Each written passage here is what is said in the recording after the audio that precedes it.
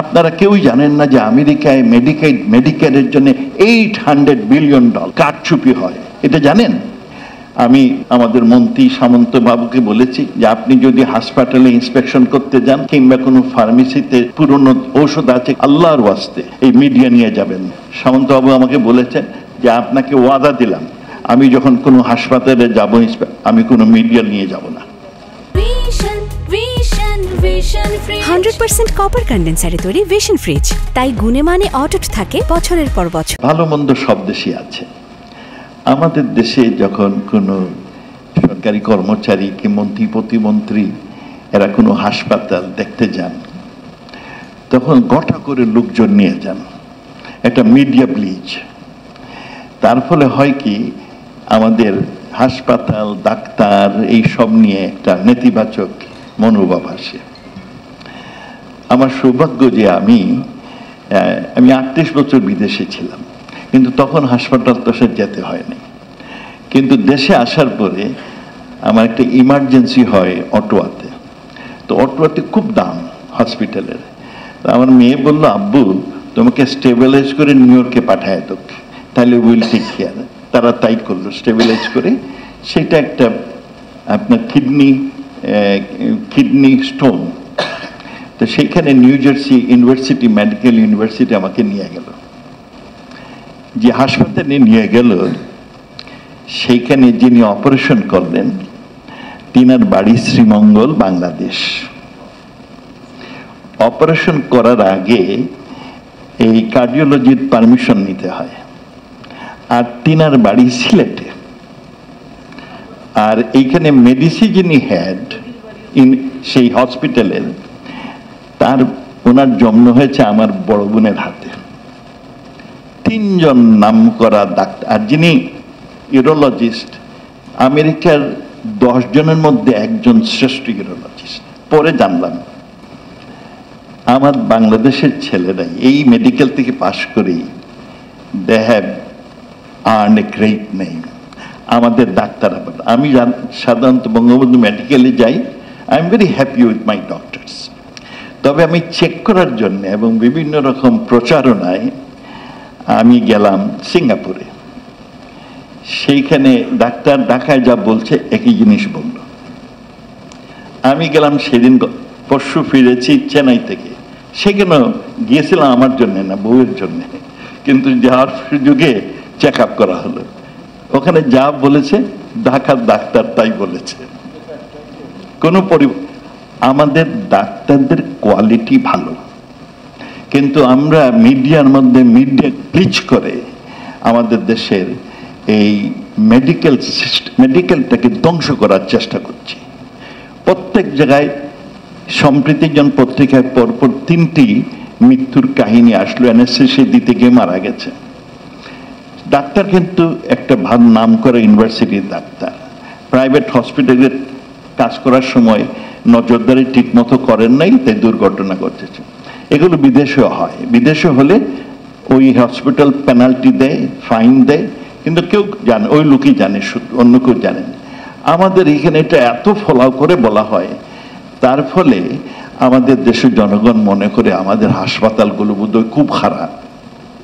এর ফলে হাজার হাজার লোক ইন্ডিয়া যাচ্ছে, আপনার ব্যাংকক যাচ্ছে, সিঙ্গাপুর যাচ্ছে। প্রতি বছর প্রায় $7-8 বিলিয়ন আমাদের এই মেডিকেল বাবদে বিদেশে খরচ হচ্ছে, $7-8 বিলিয়ন। আর এখানে আমি করছি কি, এই মিডিয়া ব্লিজের কারণে আমার হাসপাতালগুলোর আমি ধ্বংস ডেকে আনতেছি। আমি মাননীয় প্রতিমন্ত্রীকে বলবো, আমি আমাদের মন্ত্রী সামন্ত বাবুকে বলেছি যে আপনি যদি হাসপাতালে ইন্সপেকশন করতে যান কিংবা কোনো ফার্মেসিতে পুরনো ঔষধ আছে, আল্লাহর ওয়াস্তে এই মিডিয়া নিয়ে যাবেন না। আমেরিকার রুটিন মোতাবেক এই চেকিং হয়, রুটিন মোতাবেক। আপনারা কেউই জানেন না যে আমেরিকায় মেডিকেলের জন্য $800 বিলিয়ন কারচুপি হয়, এটা জানেন? এটা জানেন না, কিন্তু গভর্নমেন্ট অ্যাকশন নিচ্ছে। আমাদের দেশে অ্যাকশন নেওয়া দরকার, কিন্তু তাই বলে মিডিয়া ব্লিচ করা ঠিক না।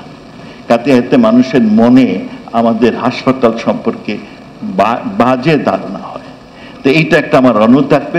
সামন্তবাবু আমাকে বলেছেন যে আপনাকে ওয়াদা দিলাম আমি যখন কোনো হাসপাতালে যাব আমি কোনো মিডিয়া নিয়ে যাব না, it will not be media এইটা আমার একটি যেতে। আর দ্বিতীয়ত আমি যেটা বলতে চাচ্ছি যে আমরা বিদেশে যখনই লেবার পাঠানোর জন্য বলি, ওরা সব দেশে আমাদের ডাক্তার নার্স চায়। এই কুয়েতের কথা বলেন, আমরা পাঠিয়েছি কিছু, আরো চাই। আপনার কাতার আরো চায়, মলদ্বীপ আরো চায়, বুলগেরিয়া আরো চায়। প্রত্যেক দেশে আমাদের এই ডাক্তার, ইংল্যান্ডে 52% জব নার্সের খালি, আমেরিকাতে কয়েক লক্ষ নার্স চায়। আমি মনে করি যে আপনার কোয়ালিটি বাড়াতে হলে, আমি এই জন্যে অটোমেশনটা আমি ঠিক জানি না, এই জন্য I can't say anything, but যে জিনিসটা করা দরকার, হাসপাতালের লোকের উপর আস্থা আনতে হবে এবং কম্পিটিশন বাড়াতে হবে। কম্পিটিশনের মধ্যে কোয়ালিটি ইমপ্রুভ করবে, আর মানুষের উপর আস্থা রাখলে মানুষ তার প্রতিদান দিবে। এবং আস্থা যদি না রাখেন, আপনি খবরদারি করে ইমপ্রুভ করতে পারবেন না, এটা আমার ধারণা। আমি মাননীয় প্রতিমন্ত্রী রুকিয়া আপনাকে বলি, এইটা আস্থা রাখতে হবে। একটা আস্থার অভাব দেশে। যিনি যেখানে আছেন তিনি সেই হসপিটালটা তার নিজের তাগিদেই কোয়ালিটি ইমপ্রুভ করবেন। আস্থা দরকার। আর হচ্ছে গিয়ে যেটি দি আদার থিং ইজ কম্পিটিশন বাড়ানো দরকার। আর এটা যদি হয়, গুণগত মান ইন দি প্রসেস বৃদ্ধি করে। কারণ আমাদের ডাক্তাররা খারাপ না, this is I can tell, because আমি বিদেশেও ডাক্তার দেখিয়েছি, স্বদেশেও ডাক্তার দেখিয়েছি, and this is my personal opinion যে আমাদের ডাক্তার খারাপ না।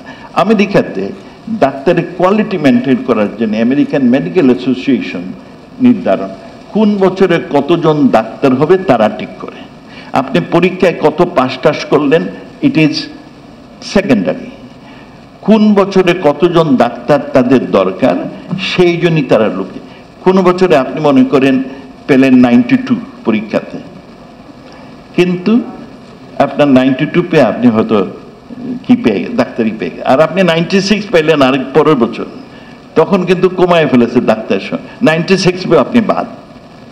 তো সুতরাং এইখানে আমাদের মনে হয় যে মেডিকেলের সাথে যারা সম্পৃক্ত তারা এইটা একটা মনিটর করতে পারেন স্ট্রংলি, যে কোয়ালিটি ডাক্তার যাতে দেশে আপনার কাজকর্মের জন্য সুযোগ পান, সেইটা they should take some responsibility, and ministry can help them, can facilitate, but it is the medical professionals who should take the leadership role to help improve the quality.